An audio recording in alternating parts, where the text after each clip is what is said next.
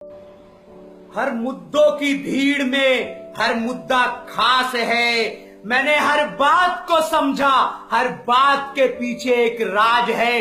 तुमने शहीदों की शहादत बुला के अब तुम्हारे लिए नया मुद्दा तलाक है।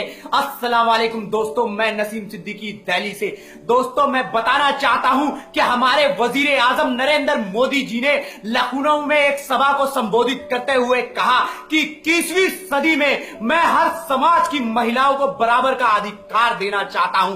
तो दोस्तों, मैं अपने वजीर आजम को बताना चाहता हूं, पहले आपकी 21वीं सदी याद दिलाता हूं, उसके बाद मैं महिलाओं के अधिकार तक आऊंगा। तो सुनिए मेरे वजीर आजम, आपकी 21वीं सदी, आज आपकी 21वीं सदी के अंदर एक घोटाले को छुपाने के चक्कर में दूसरा घोटाला बना दिया जाता है। एक मुद्दे को दबाने के चक्कर में दूसरा मुद्दा उठा दिया जाता है। ये आज की 21वीं सदी है मेरे वजीर आजम। आज मैं सच्चाई की तर्जुमानी करता हूं तो मुझे ये डर रहता है कल कुछ लोग मेरे घर में ना आ जाए, बीप बीप कर मेरे किचन में घुसकर मेरी सब्जी को बीप बताकर मेरा कत्ल ना कर दे।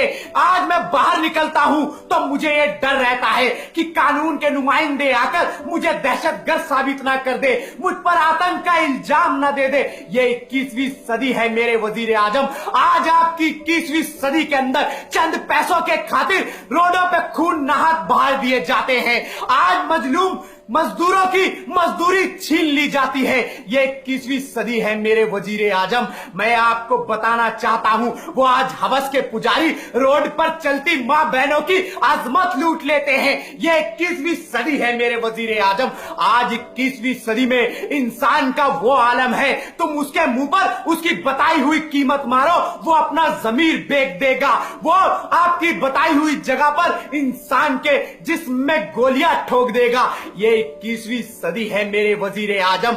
आपकी 21वीं सदी में अगर वो खिलाड़ी है तो अपनी टीम की इज्जत बेच देगा, वो डॉक्टर है तो मरीज का गुर्दा बेच देगा, वो नेता है तो आवाम के सपने बेच देगा। ये 21वीं सदी है मेरे वजीर आजम। अगर आपको 21वीं सदी देखनी है तो उस मरीज का दर्द देखो जो डॉक्टर के सामने इलाज पुकार रहा है। डॉक्टर कहता है पहले मुआवजा फिर इलाज, पहले मुआवजा फिर इलाज। इस बहस में मरीज अपना दम तोड़ देता है। अगर 21वीं सदी देखनी है वजीर आजम तो गुजरात मुजफ्फरनगर दादरी बिजनौर के दंगे देखो, जहां पर खूनों की नदियां बही हैं। ये 21वीं सदी है मेरे वजीर आजम। अब मैं आपको महिलाओं का अधिकार बताता हूं। मेरे को एक मुहावरा याद आ रहा है कि रामचंद्र कह गए सिया से ऐसा कलयुग आएगा, अपनी धर्म पत्नी को छोड़ने वाला महिलाओं के अधिकार बताएगा।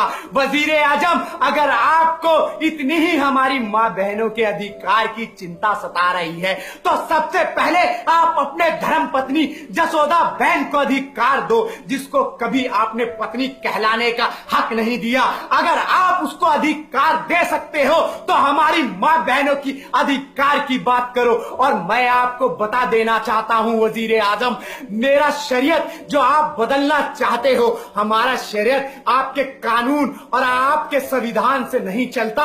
मेरा शरीयत इस्लाम से चलता है, कुरान से चलता है, हदीस से चलता है। हम उस नबी पाक की उम्मती है जो अपने शरीयत के लिए कुर्बान हो जाएंगे।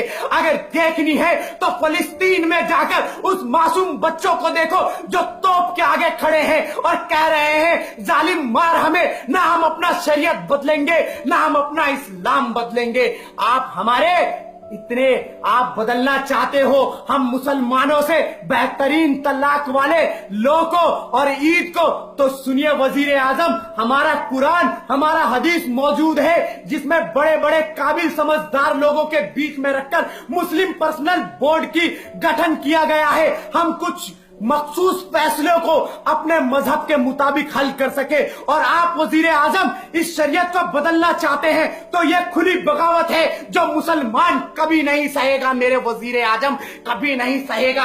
और मैं आपको ये बता देना चाहता हूं कि इस मुल्क के, इस राय के, इस आवाम के तुम बादशाह, इस मुल्क के, इस राय के, इस आवाम के तुम बादशाह, जो चाहे करो तुम, क्योंकि तुम तो सब आजाद हो, क्योंकि तुम तो सब आजाद